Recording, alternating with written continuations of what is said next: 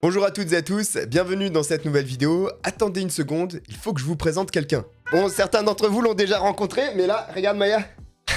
Je vous présente Maya, le chat à l'origine de ce tableau. Alors là, allez, regarde. Voilà, bon, je sais pas si on m'a très bien entendu, mais c'était Maya. Et je voulais présenter pourquoi, parce que, eh bien, ça rend un petit peu plus gai cette vidéo. Parce que le sujet d'aujourd'hui, lui, il va être, ouais, pas terrible.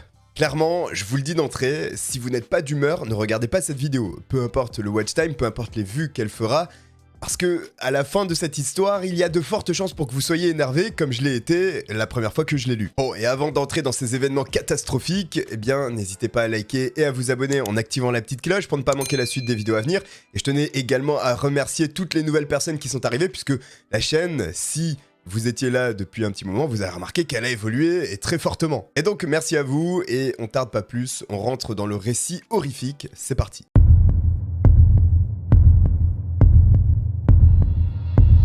Direction les États-Unis pour cette histoire, et plus précisément l'État du Michigan où se trouve le personnage de notre histoire en la personne de Gregory Green. En 1991, Gregory a donc 25 ans. On ne sait pas grand-chose du passé de ce jeune homme jusque-là.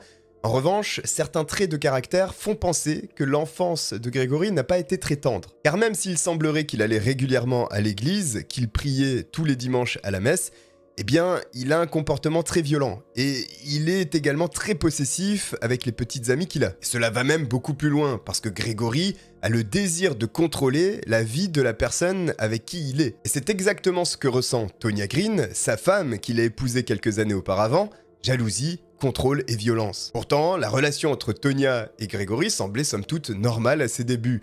Tonya avait même déjà eu des enfants, au nombre de 2, qui s'entendaient très bien avec Gregory. Et au fur et à mesure que le temps s'écoule, le jeune homme n'arrive plus à contrôler son comportement, si bien que Tonya, alors même qu'elle est enceinte du premier enfant de cette union, eh bien prévoit de quitter Gregory. Tonya avait même confié à l'une de ses meilleures amies qu'elle ne savait pas si Gregory prenait de la drogue, mais quoi qu'il en soit, son comportement devenait de plus en plus sombre. Et Tonya, le jour même après cette confession, avait prévu d'aller à l'église et une fois rentrée, de faire ses bagages pour partir. Et dans une relation conflictuelle, engendrant des violences comme celle entre Tonya et Gregory, le danger pour la jeune femme qui décide de partir est justement ce moment où elle décide de quitter le ménage. Ce jour-ci, Gregory a compris que tout ne se passait pas comme d'habitude. Et il a senti que Tonya avait décidé de le quitter. Et c'est quelque chose que l'homme n'est pas prêt à accepter, pour les choses que je vous ai déjà mentionnées auparavant, et surtout ce besoin de tout contrôler. Gregory va alors attendre le retour de Tonya. Et pendant tout ce laps de temps, l'esprit de Gregory va énormément travailler, au point de créer de la rage et de la haine en lui. Tonya, à peine entrée dans la maison, va avoir un échange verbal très violent avec Gregory. Mais cela ne va pas s'arrêter là, puisque le jeune homme va aller se saisir d'un couteau à steak et va le planter pas moins de 10 fois dans le corps de sa femme. Et pendant que Gregory est en train de s'acharner sur Tonya, les 2 enfants de Tonya sont allés se réfugier à l'étage dans un placard. Et une fois que l'homme en eut fini avec désormais sa défunte femme, il va saisir le téléphone pour appeler la police et avouer son crime. Une fois la police déployée sur place, le meurtrier annoncera froidement aux officiers: je l'ai poignardée, elle se trouve dans la cuisine. Immédiatement, les agents de police entrent dans la maison pour sécuriser les lieux et constatent la mort de Tonya. Ils vont également récupérer les enfants qui s'étaient cachés dans les placards. Et bien sûr, vous n'aurez pas oublié que Tonya, au moment de ce cruel meurtre, était enceinte, ce qui signifie que Gregory a non seulement tué sa femme, mais également l'enfant qu'elle attendait. Lors de son procès en 1992, Gregory va tenter de plaider la folie pour essayer de se sortir de cette affaire. Une expertise psychologique sera alors réalisée sur le jeune homme pour démontrer s'il est dément ou non. Les résultats seront négatifs et démontreront simplement que Gregory est un être brutal et violent. À ce moment-là, Gregory n'a plus d'autre choix que de plaider coupable pour le meurtre au second degré de sa femme. Il est alors reconnu coupable par la justice américaine et écope d'une peine de prison de 25 ans, mais au bout de 15 ans, Gregory pourra demander une libération conditionnelle. Alors, je n'ai pas réussi à trouver si Gregory avait été condamné pour le meurtre de sa femme ainsi que du bébé qu'elle portait, parce que les règles françaises, elles, considèrent que le fœtus n'est pas autrui. Autrement dit, il n'est pas une personne tant qu'il n'a pas respiré au moins une fois. Et il est donc possible qu'aux États-Unis, ce soit la même chose. Mais là, s'il y a des gens qui le savent, n'hésitez pas à me le dire en commentaire.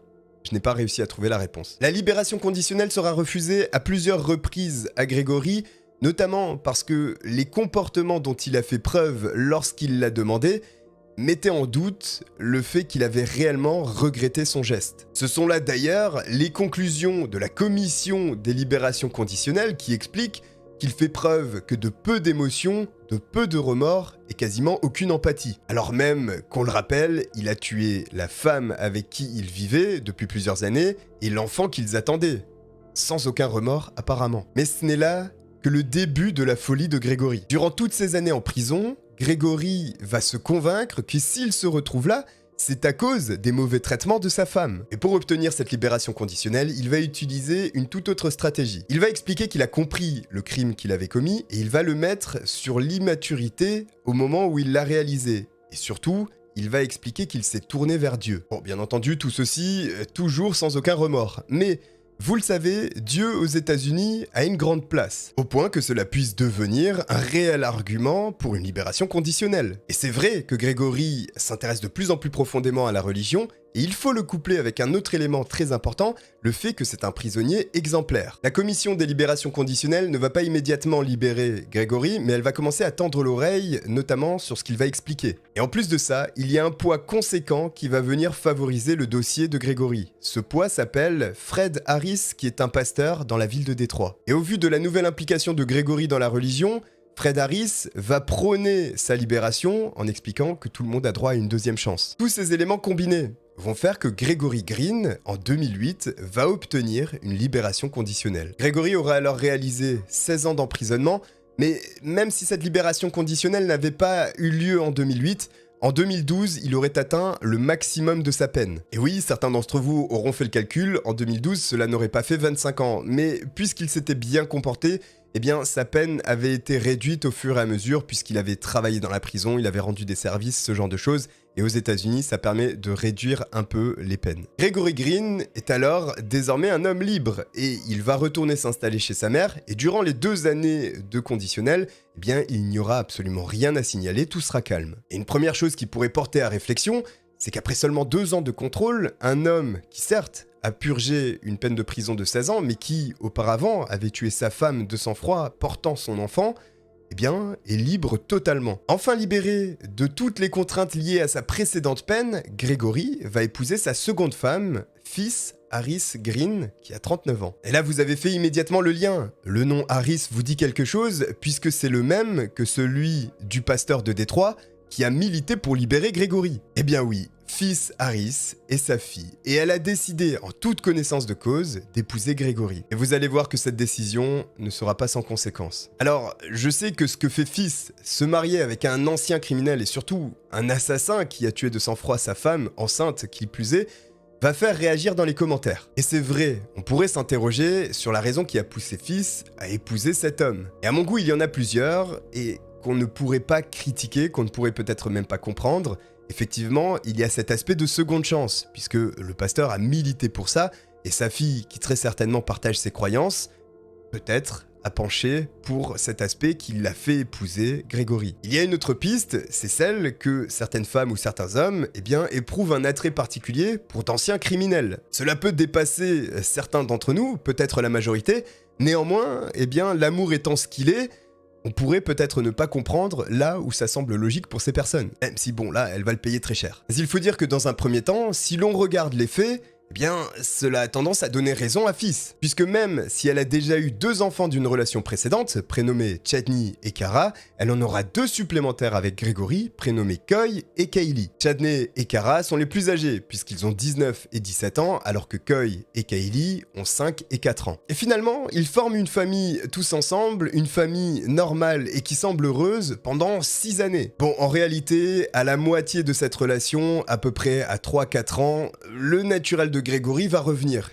Est-ce que ça vous rappelle pas quelque chose? Il va à nouveau redevenir jaloux, possessif et essayer de contrôler la vie de Phis qui va devenir un enfer. Au point qu'en 2013, Phis va demander une ordonnance d'éloignement. Mais elle ne lui sera jamais accordée puisque la police va considérer qu'il n'y a pas de preuves suffisantes pour ça. Bon, alors là, effectivement, je ne suis pas policier. Mais si une femme vient vous voir pour des actes qu'un homme a déjà plus ou moins commis par le passé, et surtout un ancien criminel, peut-être que je me pose des questions. La femme arrive à un point qu'il n'est plus possible de supporter. Elle va faire donc une première demande de divorce qui n'aboutira pas. Il semblerait que le processus ait été avorté puisque Grégory aurait promis qu'il changerait. Mais évidemment, vous vous en doutez, rien de tout ça n'est vrai. C'est alors qu'en août 2016, elle va faire une seconde demande de divorce et cette fois-ci, Fils a bien l'intention d'aller jusqu'au bout. Et Grégory, alors qu'il comprend qu'il ne pourra plus arrêter le processus de divorce, le 21 septembre 2016, va commettre un acte horrible. Dans la nuit, il va se rendre dans la chambre de Coy et Kaylee qui sont en train de dormir. Il va les réveiller et les emmener dans le garage. Il va installer les deux enfants de 4 et 5 ans sur la banquette arrière de la voiture et fermer les portes. Il va alors se saisir d'un tube en plastique qu'il va venir placer sur le pot d'échappement afin de l'obstruer. L'objectif de cette manœuvre est en réalité de remplir l'habitacle de monoxyde de carbone, un gaz mortel, grâce au gaz d'échappement. Les vies de Coy et de Kaylee vont ainsi s'éteindre et Grégory va aller récupérer les deux corps pour les mettre dans leur lit comme s'ils s'étaient endormis. Une fois qu'il aura réalisé cette première horreur, il va aller s'attaquer à Fils et il va la saisir et l'attacher fortement avec du ruban adhésif. La femme est donc ligotée sur une chaise dans le sous-sol de sa maison et elle va passer un mauvais quart d'heure. Grégory va lui lacérer le visage avec un cutter et il va passer la lame plusieurs fois ainsi que sur d'autres parties de son corps. Et ce n'est là pas le pire, parce que Grégory va aller faire descendre les deux enfants que sont Chadney et Kara, les deux enfants de Fils. Il va tout simplement les exécuter devant leur mère, la forçant à regarder la mort de ses enfants. La nuit sera longue pour Fils, qui ne sera pas tué, et vers 1h15 du matin, Grégory va remonter, va se saisir du téléphone, appeler la police comme la première fois et expliquer aux agents lorsqu'ils seront arrivés ce qu'il a réalisé. Les officiers de police sont abasourdis et horrifiés de la scène de crime qu'ils découvrent puisque lorsqu'ils descendent dans le sous-sol, ils retrouvent Fils couverte de sang et défigurée ainsi que le cadavre de deux de ses enfants. Grégory est évidemment immédiatement arrêté et inculpé pour le meurtre de ses 4 enfants. À noter qu'il n'est même pas condamné à une peine de prison à vie, puisque, en réalité, il pourra sortir à l'âge de 97 ans. Alors certes, c'est très âgé, mais ce n'est pas de la prison à vie pour un homme récidiviste et qui a réalisé une telle horreur. Parce que je vous le rappelle, effectivement, il a tué ses 4 enfants, et effectivement, c'est terrible, mais il a volontairement laissé vivante Fils pour qu'elle survive à ses enfants, ce qui est une horreur absolue. Voici une histoire qui nous démontre que la seconde chance pour les criminels est quand même un sujet assez sensible, puisque il y en a très certainement qui méritent effectivement d'avoir cette seconde chance. Il y en a d'autres, comme Grégory par exemple, qui n'auraient jamais dû l'avoir. Là, je suis réellement curieux de vous lire en commentaire. Est-ce que vous êtes pour la seconde chance ou pas? Ou alors un entre-deux? Je vous laisse écrire là en bas. En tous les cas, j'espère que cette histoire vous a plu, même si elle est horrible. N'hésitez pas à liker et à vous abonner pour ne pas manquer la suite des vidéos à venir. Je vous remercie et je vous dis à bientôt. Ciao.